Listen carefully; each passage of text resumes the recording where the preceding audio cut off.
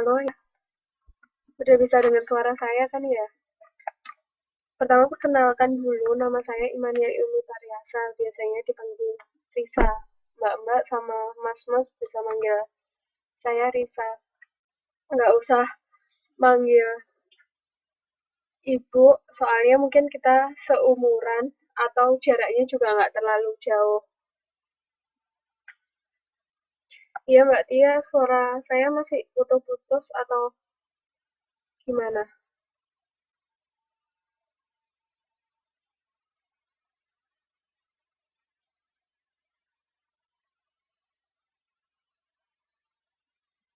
Nggak jelas ya suaranya,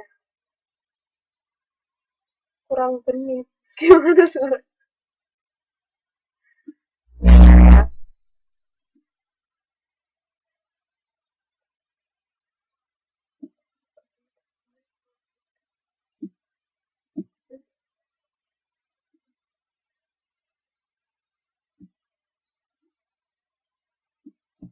Halo, tes.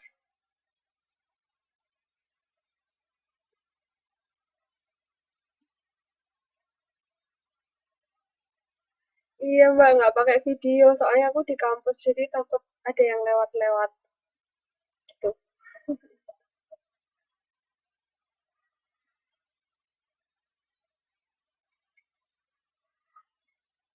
Kalau suaranya udah jelas, mungkin bisa saya mulai.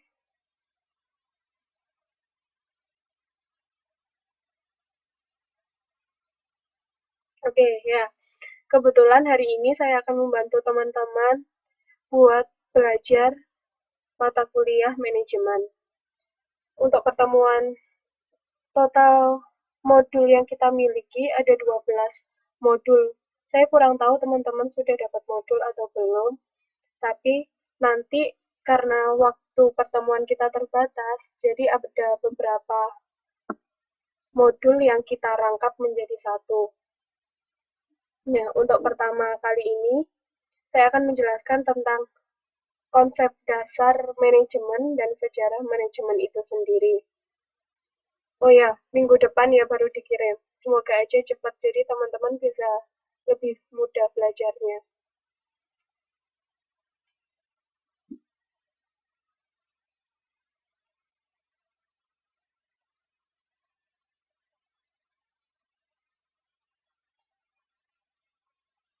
Nah, pertama, tujuan modul pertama di sini kita punya beberapa tujuan. Yang pertama adalah kita ngerti gimana sih manajemen itu, apa sih sebenarnya manajemen.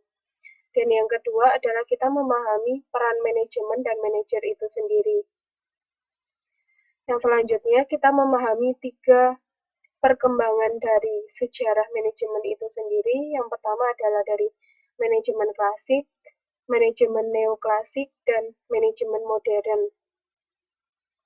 Nah, buat teman-teman sendiri ngerti nggak sih sebenarnya artinya manajemen itu apa? Yang bisa menjawab, nanti saya, ya, arti manajemen secara general aja. Apa sih manajemen itu?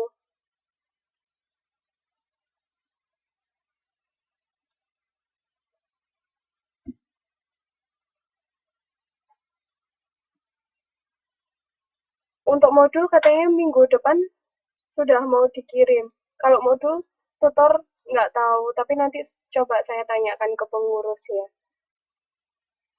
Mas Triwidodo, manajemen adalah pengaturan keuangan dan menurut Mbak Rina itu adalah proses perencanaan, pengorganisasian, dan kawan-kawannya. Mbak Santi juga demikian. Mbak Yeni juga manajemen adalah kegiatan mengatur dan mengawasi kegiatan. Ya benar semua, karena manajemen itu merupakan dasar dari bagaimana kita berperilaku sehari-hari. Sebenarnya setiap hari aja kita melakukan manajemen dalam kehidupan kita. Misalnya secara sadar kita ingin bangun jam berapa, ingin melakukan hal apa saja, dan apa yang kita butuhkan dan apa yang harus kita lakukan untuk mencapai tujuan kita hari ini. Itu saja sudah bisa dikatakan manajemen singkat. Wah, aktif banget ya. Semuanya bisa menjelaskan apa sih manajemen itu. Secara garis besar, manajemen dapat diartikan banyak hal. Banyak sekali arti dari manajemen itu sendiri. Dari para ahli, misalnya Robin dan Kalter 2005, teman-teman bisa lihat di slide yang ada. Manajemen dimaknai sebagai suatu proses mengkoordinasi dan mengintegrasikan kegiatan-kegiatan kerja sehingga dapat dirampungkan secara efisien dan efektif dengan dan melalui orang lain. Rata-rata manajemen itu memang dilakukan berhubungan dengan orang lain, sehingga kita melakukan kegiatan itu diharapkan kita dapat menyelesaikannya lebih efisien dan efektif secara waktu ataupun secara biaya. Dan manajemen juga bisa diartikan adalah menjalankan fungsi merencanakan, mengorganisasikan, memimpin, dan mengendalikan. Tadi sudah ada beberapa teman-teman yang bisa menjawab bahwa manajemen adalah kegiatan melakukan planning atau merencanakan, melakukan pengorganisasian, memimpin, dan mengendalikan suatu kegiatan. Nah, itu benar banget. Dan manajemen selain dikatakan sebagai ilmu, dia juga dikatakan sebagai suatu seni. Sebelumnya, buat teman-teman nanti mungkin kalau ada pertanyaan atau ada sanggahan, silahkan komen di chatting, nanti suaranya akan saya hubungkan sehingga bisa terdengar dengan teman-teman yang lain. Kalau saya ngomongnya kecepatan juga nanti tolong diingatkan ya. Jadi, manajemen adalah seni untuk melakukan pekerjaan melalui orang lain. Ya, Mbak Rina minta tolong untuk dijelaskan definisi dari Follett. Seni, jadi manajemen itu diartikan bisa menjadi ilmu dan seni, yaitu adalah kemampuan seseorang atau kekreativitasan seseorang untuk melaksanakan suatu pekerjaan melalui orang lain. Jadi kebanyakan manajemen itu memang berhubungan dengan orang lain, selain dari diri kita sendiri. Karena manajemen itu adalah intinya dia mengorganisasikan sekelompok orang atau sekelompok sumber daya untuk dapat mencapai tujuan dari kegiatan yang kita inginkan. Jadi, manajemen itu merupakan suatu kemampuan kita atau seni kita untuk mengatur tenaga kerja, sumber daya, waktu, ataupun hal-hal yang kita butuhkan untuk mencapai tujuan kita. Itu secara garis besar tentang definisi yang dipaparkan oleh Follett. Dan selanjutnya,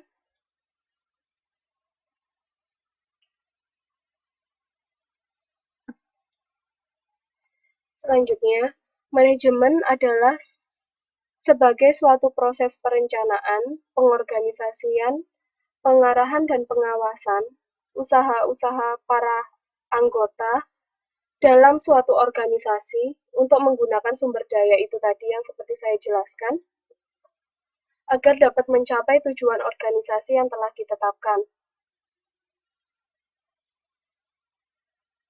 Sambil menunggu teman-teman yang sedang kerja, kita lanjutkan belajarnya, sehingga nanti teman-teman yang baru selesai kerja bisa menyusul untuk untuk melihat dari rekaman yang kita pelajari.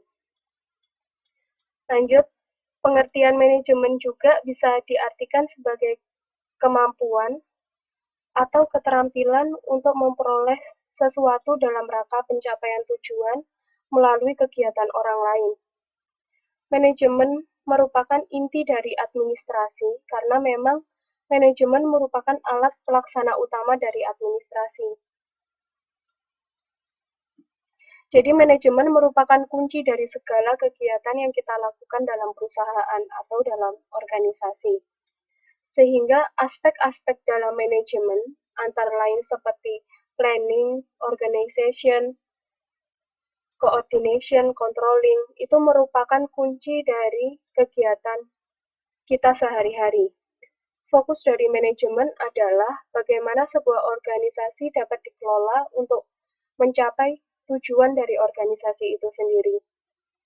Kalau kita simpulkan secara garis besar dari seluruh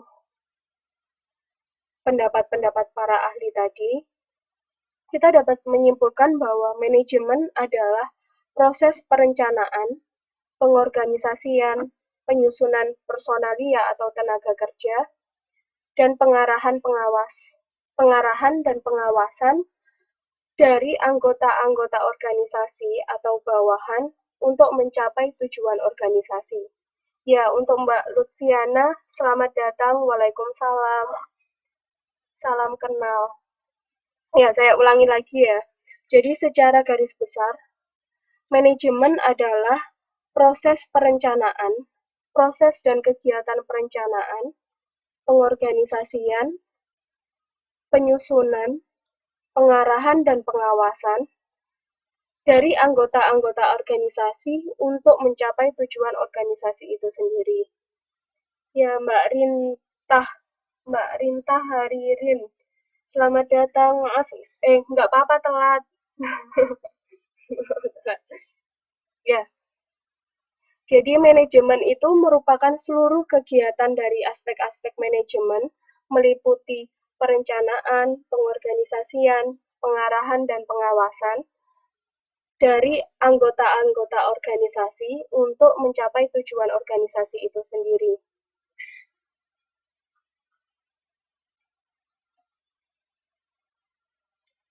Ya, sudah Sahid. Ya. Selamat datang buat yang baru datang semuanya. Saya lanjutkan lagi ya. Nah, sekarang setelah kita mengetahui manajemen itu apa, sekarang pertanyaannya, apa sih manajer itu? Atau siapa sih manajer itu? Ada yang bisa menjelaskan? Tenang aja buat semuanya, sudah saya absen, saya rangkup jadi satu, udah ada 8 orang yang datang, nanti saya absen di terakhir semuanya. Jadi nanti, ya, Yohanes orang yang menjalankan proses manajemen itu sendiri. Manajer adalah orang yang memimpin manajemen, Mbak Yeni. Selanjutnya ada lagi yang mau berpendapat, apa sih manajer itu? Atau siapa sih manajer itu?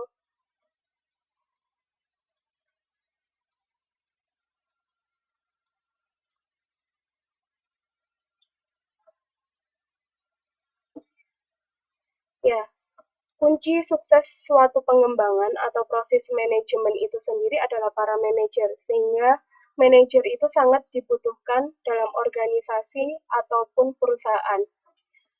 Manajer diharapkan mampu menguasai keilmuan, kepekaan, dan pengalaman menganalisis lingkungan persaingan dari organisasi itu sendiri dengan organisasi lain atau dari perusahaan itu sendiri kepada perusahaan lain, serta menjalankan fungsi-fungsi manajemen seperti perencanaan, organisasi, serta controlling dan evaluasi untuk mencapai tujuan organisasi itu sendiri.